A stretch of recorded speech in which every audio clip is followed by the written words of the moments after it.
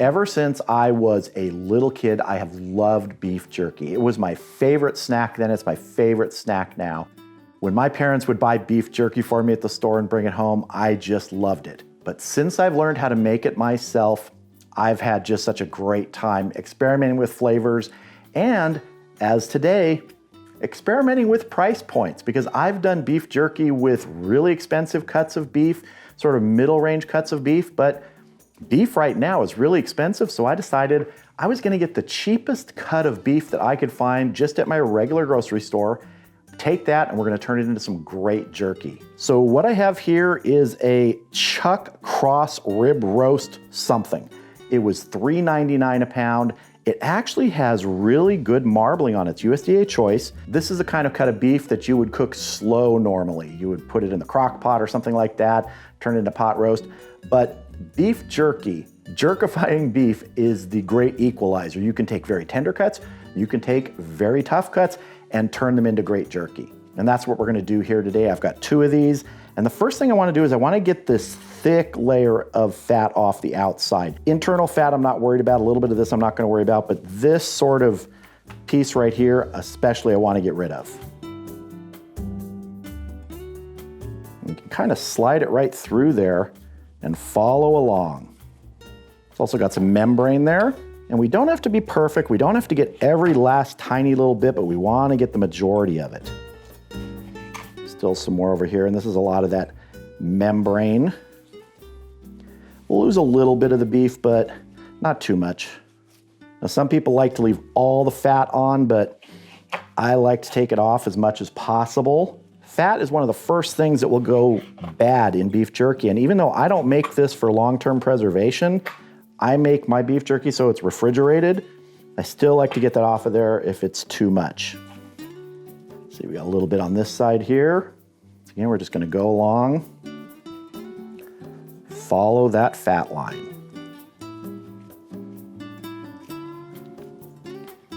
And when we cut this up, if there's any big pieces of fat on any strips that we're making, we can cut that out then.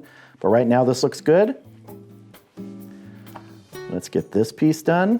And like I mentioned, I make this beef jerky to go in the refrigerator. It is not for preservation.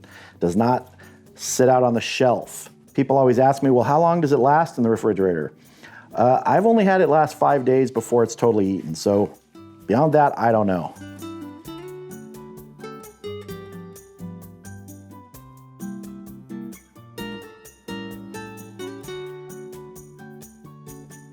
Really want to get this little bit of membrane off here, and we're going to lose a little bit of meat, but that's a worthy trade-off.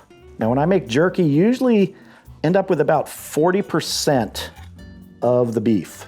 So if you put in 10 pounds, you're going to get like 4 pounds. At least that's my number that I usually get, and it varies a little bit. So here's our beef, and what we're going to do now is we're going to put this on a tray in the freezer for 30 minutes to firm up. That will make slicing it much easier.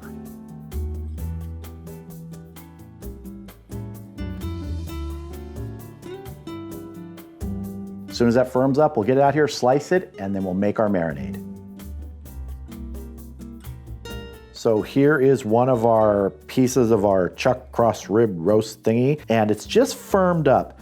You can do this without firming this up in the refrigerator or the freezer, and your freezer may take longer. This was in there for about 25 minutes actually, but I'm gonna go ahead and just start slicing this up. I could go the long way here, but I'm just gonna go the short way.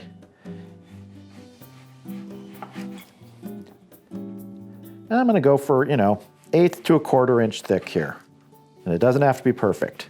And this knife is actually fairly sharp. It's just you have to get through sort of that frosty bit after you've firmed it up in the freezer. If you have a meat slicer, you can do this on there too. I do have a meat slicer, but I didn't want to just break that out and have to clean it for slicing beef jerky when I usually do it this way. See, that's about what we're looking for right there. Just sort of that thickness. Really good marbling inside. For a cheap cut of beef, this is looking pretty good. This end feels a little more frozen than the other end. You can see it's actually slicing a little bit easier because it's a lot more firm. All right, I'm gonna go ahead and slice the other one up, and then we're gonna move on to making our marinade. So for our marinade today, we're going fairly basic. I'm just gonna add a couple things that I like. And this is a good amount for that amount of meat. That's about 4 pounds of meat, maybe a little less after trimming. I find you really don't need it swimming in marinade as long as everything gets coated and you rotate it a couple times, because we're gonna let this marinade overnight in the refrigerator. And a couple times I'll come in, turn it around, mix it up a little bit, just so everybody gets coated. So we're starting with 1 cup of low sodium soy sauce. The reason we're using low sodium is because we're gonna be adding 2 different kinds of salt here today. We're also adding a 1/4 cup of apple cider vinegar, a 1/4 cup of bourbon, 2 tablespoons of brown sugar, 1 teaspoon of ground black pepper, 1/2 teaspoon of kosher salt, and 1/2 teaspoon of hickory smoked salt. This is something you can find in a lot of grocery stores or specialty markets. It's just a salt which has been smoked, and it helps bring some of that smoky flavor if you're not actually doing the beef jerky on a smoker. And I'm not doing this on a smoker tomorrow, I'm doing it in the oven. Using the oven is a super simple way to make it. Pretty much everybody's got an oven, not everybody has an outside smoker.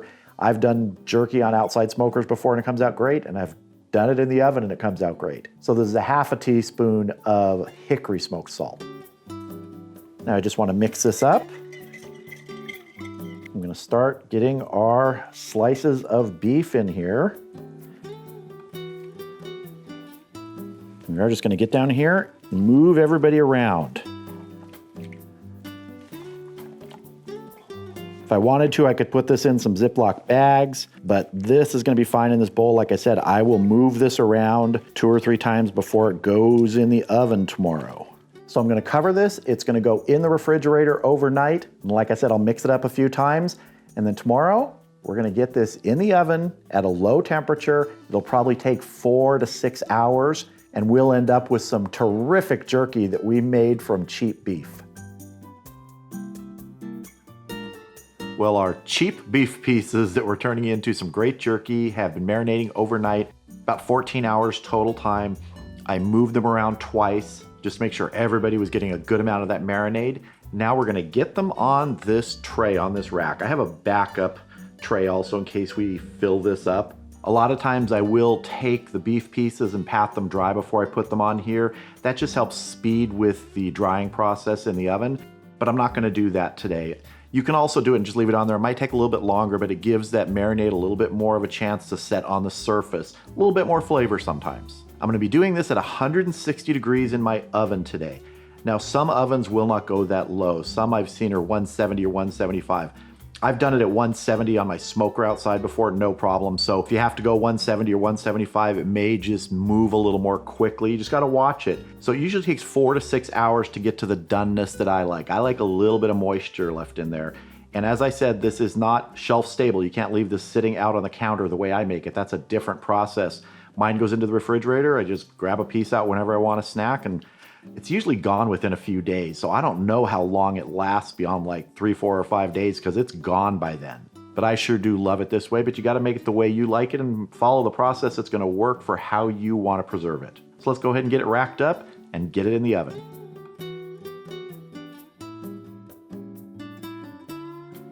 Definitely see I'm going to need a second rack here, and that's all right. And you can push them a little bit close together here because as they dry, they're going to shrink up.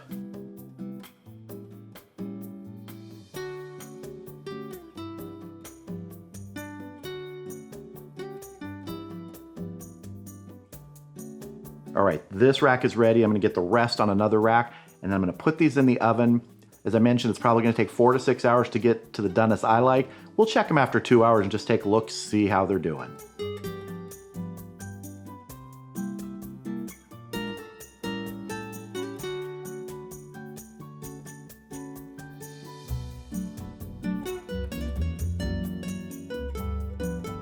So we've been going 2 hours now with our jerky pieces in the oven. You can see they are starting to darken up, starting to dry out, but there's still a lot of moisture in there. If you just press on these, you just feel that they're like, medium steaks.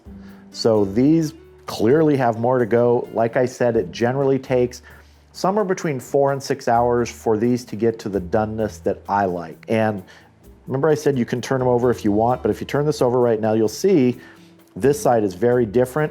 You can turn them over, but by the end, that's gonna be fine. And And I also like to leave this top side without those sort of grill marks from the rack there. So I'm gonna go ahead and get these back into the oven, and we're gonna check them again in another 2 hours.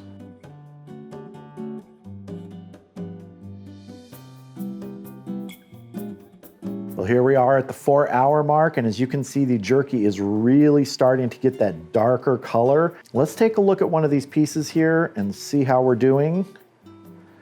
You can see even the back side, as I mentioned, has started to turn that dark color.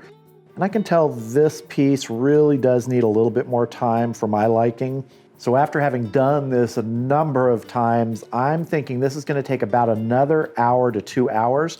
So we're gonna put it back in the oven, and we'll check it in 1 hour and see how it's doing.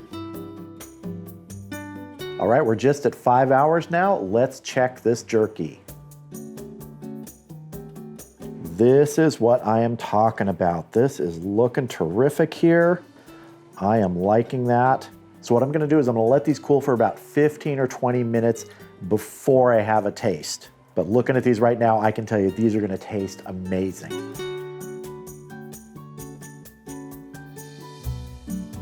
So yeah, that might seem like a lot of time to put into making this amount of beef jerky, but when you make it yourself, you control the flavors, and it can turn out tasting amazing. This is smelling pretty darn good right now, so I'm really eager to take a taste. And I'm gonna do 2 different tastes here. One of sort of one of the thinner pieces, because I think a lot of people like thinner pieces of jerky, but I actually like this thicker stuff, and I'm gonna take a taste of that too. So first, the thinner piece of jerky, and I think I'm gonna call this Smoky Bourbon Jerky because of that combination of the smoked hickory salt and the bourbon. Let's see how we did.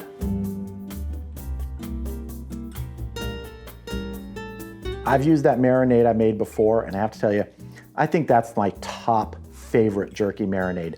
The flavor on this is outstanding. The smoke came through with that smoked hickory salt, and the bourbon flavor, that sweetness from it came through. I'm loving this. Another thing about this so far is, that's cheap beef.